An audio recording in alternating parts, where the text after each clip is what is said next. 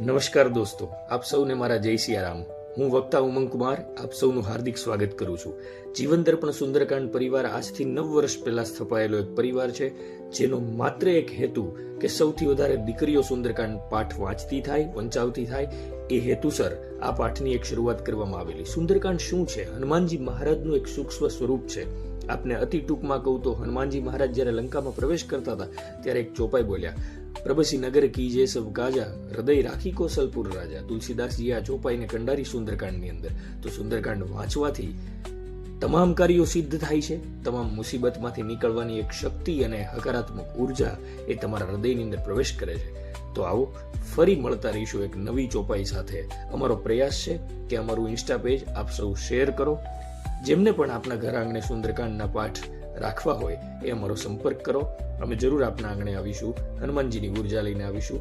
હનુમંત કૃપા હિ કેવલમ. ધન્યવાદ.